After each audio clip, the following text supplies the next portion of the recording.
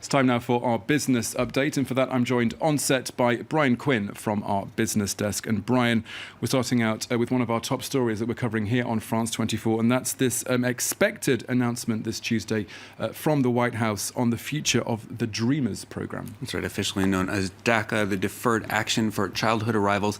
That's the Obama-era program that's allowed hundreds of thousands of people who arrived in the U.S. illegally as children to stay and live there, and crucially, to work there. Now, removing them would have wide-ranging effects on the U.S. economy, and both business and the public budget could be greatly affected, as Yana Lee explains in this report.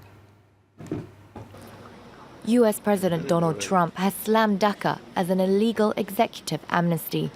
As a candidate, he promised to deport all the recipients of the program, known as Dreamers.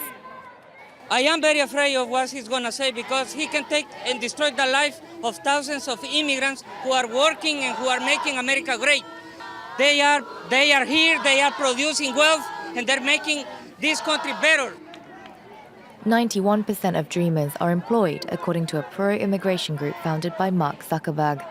And the Center for American Progress says that the loss of DACA workers and their contributions would reduce U.S. GDP by $433 billion over the next 10 years. States hosting the largest number of migrants would suffer the most. California could lose $11.3 billion a year, and hurricane-hit Texas over $6 billion. The conservative think tank Cato Institute underlined the massive cost on employers who currently work with Dreamers. Cancelling the program could cost $61 million per week for employers for the next 2 years. The money spent recruiting, hiring, and training new employees would add up to over $6 billion. It costs the U.S. Immigration and Customs Enforcement around $11,000 to detain and deport someone. If President Trump phases out DACA, it could cost the country up to $8.5 billion in deportation fees alone. Yana Lee reporting there. Brian, how are the markets trading at this hour? Well, Asian indexes were cautious Tuesday, trading political tensions around the most recent North Korean nuclear test continuing to weigh on markets in Korea and Japan. Kospi and Nikkei both closing in the red. In China, only the Shanghai Composite managing to stay above flatline, despite new data showing the service sector picking up speed there. European markets opening in positive territory despite those geopolitical concerns. London's FTSE 100 and the CAC 40 here in Paris up 0.1%. The Frankfurt DAX up 0.2%.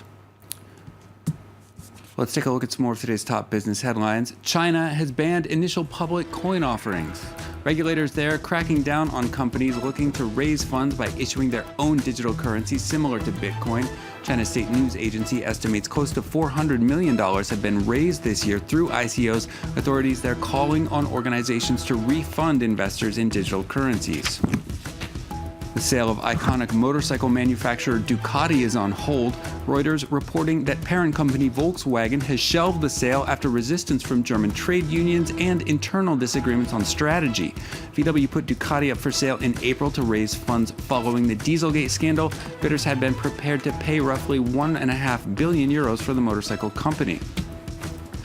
And United Technologies is buying airplane parts maker Rockwell Collins. Rockwell Collins produces electronics for high-performance planes and fighter jets. United Technologies owns companies like Otis Elevator and Pratt & Whitney. United will pay $30 billion in a combination cash and stock deal that is one of the largest ever in the aerospace industry. Now, finally, for business, a major court ruling is expected this Tuesday that could have broad implications for workplace privacy. Brian, tell us more. The European Court of Human Rights expected to decide today whether employers in Europe can monitor their employees' office emails for private correspondence. The case dates from 2007, when a Romanian sales associate was terminated for using a professional Yahoo Messenger account to talk to relatives about private matters. And while the case is likely to create a legal precedent for what kind of employee monitoring is allowed on official channels, it will not, as previously reported in some outlets, affect bosses' rights to spy on your personal social media accounts. Just to be safe, Thomas, I only say nice things about the bosses. My hands are clean. I have nothing to hide in my email account. Nothing at all. Brian Quinn with the Business News. Thank you very much.